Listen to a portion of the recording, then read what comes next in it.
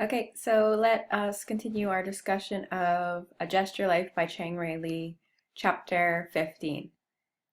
So in this chapter, we're back in the present storyline, so the framing story, where we have Hada interacting with his grandson Thomas. And in this chapter, we are sort of introduced to this idea that all human life is very fragile and fleeting.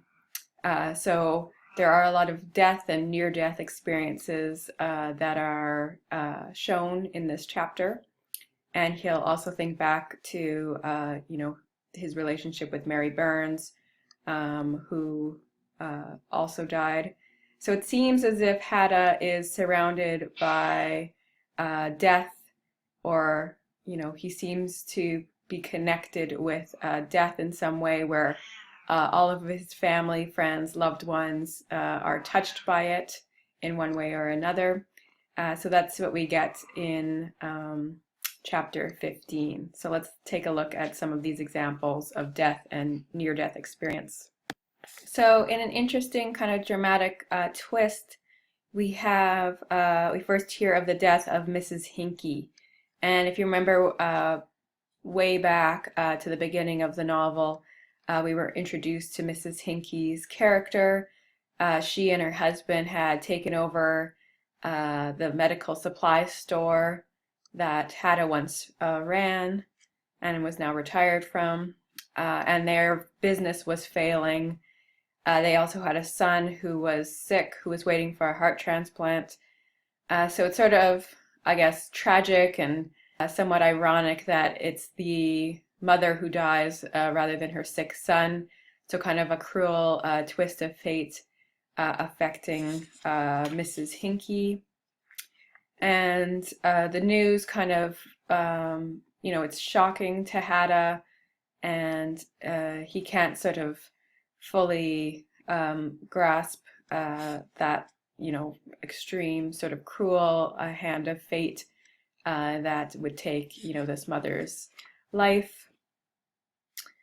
And we have another death or near death in the scene where we have Hada taking young Thomas, Sonny's son, swimming, and he is met with his friend Rennie. So they're together. Everything seems all kind of happy.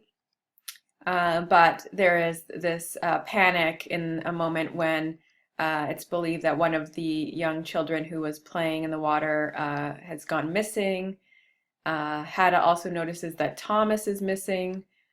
So Rennie runs into the water, searching for the two boys, and Hada also runs into the water, realizing that Thomas is also missing, not just this other boy.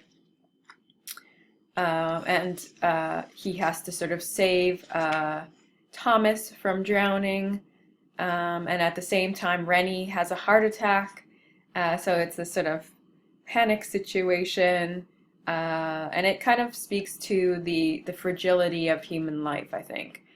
So that's what this chapter is kind of reinforcing, or this idea that, Hada's life is surrounded with death, with sickness. This is sort of an aura or atmosphere of sickness and death that kind of follows him wherever he is in life.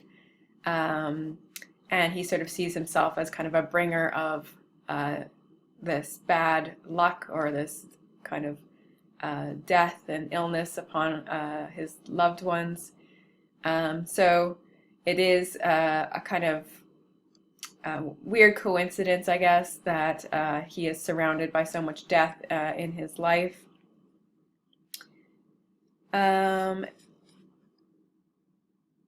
Also kind of interesting memory or flashback to an incident between him and Mary Burns. And it occurred when they were sort of at the beginning stages of their relationship.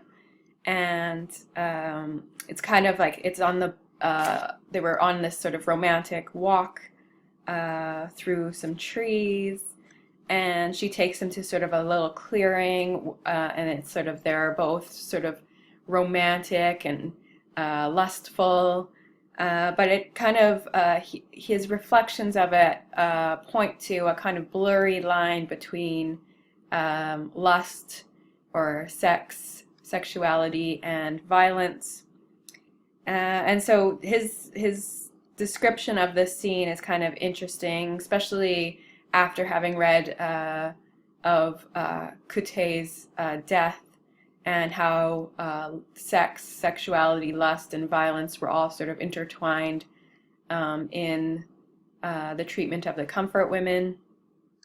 But in this scene, we have Hadda and Mary Burns engaged in a kind of, lustful, almost like youthful makeout session that turns, or could turn at any moment, violent, which is kind of an interesting twist. And on page 312, we stayed a minute or so that way, her face nestled into my forearm, and had someone come upon us in that narrow path with the bright blood soaked into my sleeve, they might have thought I was attempting to snuff the life out of her. And the strange thing is that I kept having the thought that I was, or at least imagining the horror of it, for even as every cell of me was reaching towards her with utter tenderness and warmth and the drug of an amorous bloom, it seemed I could just as easily summon that harshest want in my hands, the tightness and pressure that might have no bound. And if some keenly sick man could have committed the act in a flash, for reason of mere possibility or nihilistic whim or curiosity, a man like me would have done so for the avoidance of a future day, whose complications, whether happy or not, might simply overwhelm. So kind of a strange sort of memory to have, where you have this sort of romantic situation, and they're sort of cuddling in this clearing in the woods, and he's immediately sort of has this kind of impulse to both have sexual relationships with Mary Burns and easily strangle her at the same minute. So it is kind of a kind of paradox or contradiction within his character that blurs the line between sexual lust and violence. So it is, something that is, blurred between his relationship with Mary Burns, but also in that relationship with Kute. So it's almost like, a repetition of that feeling that he had with Kute, where he could, if he couldn't have her, nobody else can. So there's something very almost, violent or dangerous about love or lust when it is uncontrolled or taken to a kind of irrational level. We think about, being crazed in love and doing anything for somebody. So that's also where we have this blurry line between lust and violence in the novel.